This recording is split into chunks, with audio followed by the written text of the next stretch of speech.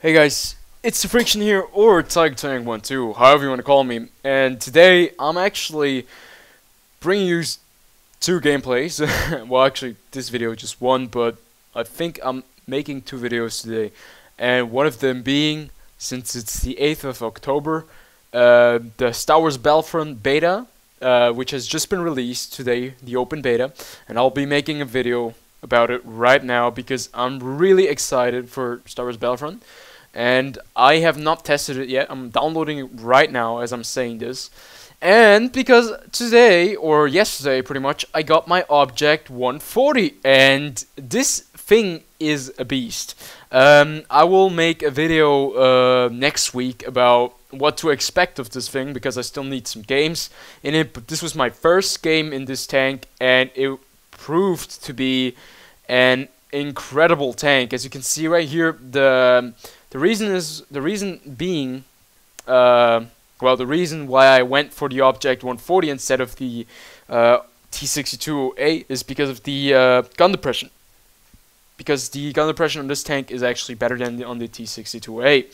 And as you can see right there, I do not have any gun rammer. I do not have any what is the other thing called? Rammer or something, gun lane drive. Exactly. I don't have any gun lane drive. All I have on this tank pretty much right now is stock tank without any equipment and just a 100% crew, because I got this crew actually from completing missions. And as you can see right now, this is incredible. This tank has an amazing DPM. This is a 100mm gun, which fires APCR rounds, has 320 standard damage, and has a pen of about 264mm. That's more than the M48 Patton. No, actually, M48 Patton has 268, but that's not important.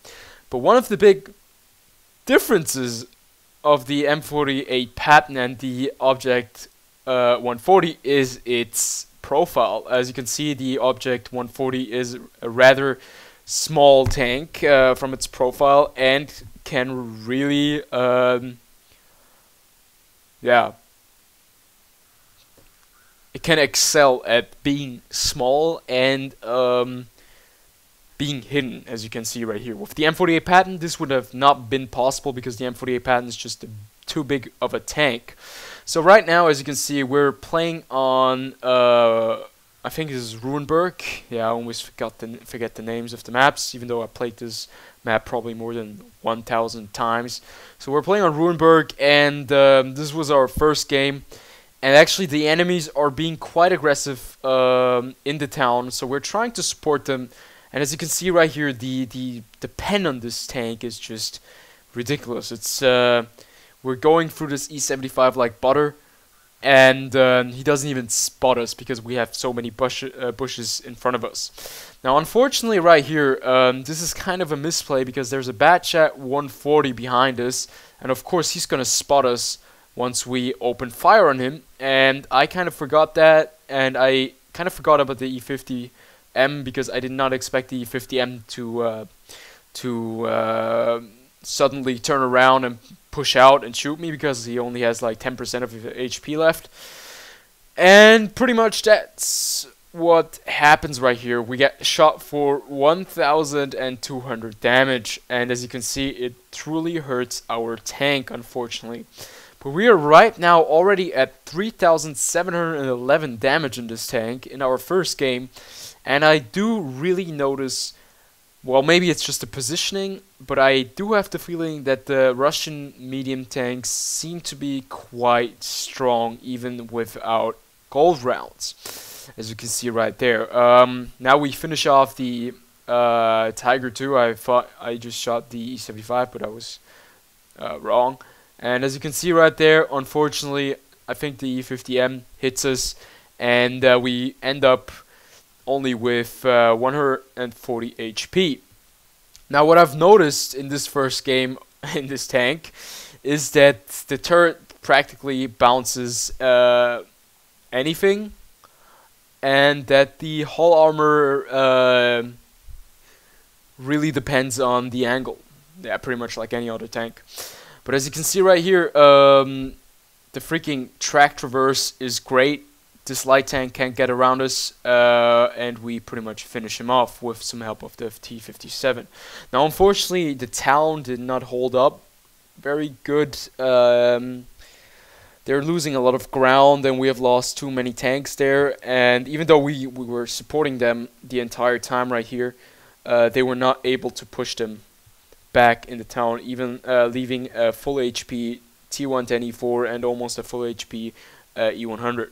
Now, unfortunately, this is a big misplay right here. I try to push this E50M, try to, you know, take him out because he's a big target and big threat. I unfortunately bounce his turret, and I back up because I noticed that people can shoot me from there. So I think that these pushes can provide some cover for me, but unfortunately I fought wrong, because you'll see what happens right now. So as you can see, we bounce one shot from the E100 on our turret, and I move up, and there's like something in the way of me being able to shoot the E50M, and unfortunately I push, and the E50M, I think he puts APC all around right through my turret. We're gonna slow it down, and oops, yeah, I just rewind it a little bit. Let's see where he hits me. So as you can see, the turret on this tank is very, very strong, especially since it's very rounded. Like, the only area where you could pen on this turret frontally would be right next to the gun, here and here, but I think the turret armor is quite strong with about, I don't know, 260 millimeters.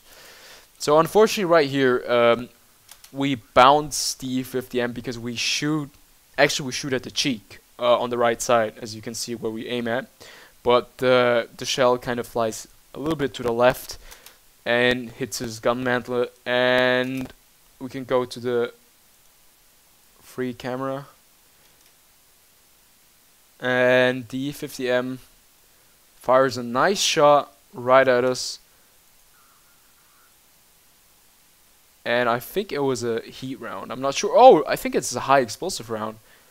That was a very, very nice shot, and the E50M finishes us off. Well, unfortunately, we weren't that lucky. Kind of in the town, they were a little bit, yeah, they were a little bit weak, and unfortunately, we lose this match. Still, nonetheless, this game has really shown me the power of the Object 140, completely stock, with the first game in it, and I think I know why a lot of people complain about the Russian medium tanks now, the tier 10 Russian medium tanks, because they do seem to be quite strong, because that guy would have had no chance if I would have stayed hull down, except if he would have been shooting heat rounds. And I do have like the much better reload time of about like 6 seconds or 7 seconds at the moment. And if I get like the gun rammer on it and maybe vents and like a better crew, I maybe will get, I don't know, down to 6 seconds or maybe 5.7, and that would really make this tank very, very strong. But here we go, we lose the match. I'll get back to you guys with a full review of this tank, what to expect video, once I've played some more matches in it. So up until then, I'll upload some Star Wars Battlefront videos, and I hope you guys will enjoy those. This was a very spontaneous video because I just thought, because I was pondering and talking about this tank so long now, that I just wanted to show you some gameplay, that I finally got the tank, and that the grinding has been, well, quite a success. And the next tank on the line would probably be the IS-4, since I'm at the ST1, or I'm gonna get the T1, no, let me think about it, T54E1, that's the tier 9 American medium tank that has a auto-loading gun, or is an autoloader, and leads up to the T57, which will be my next target, and also the AMX 120, 5120.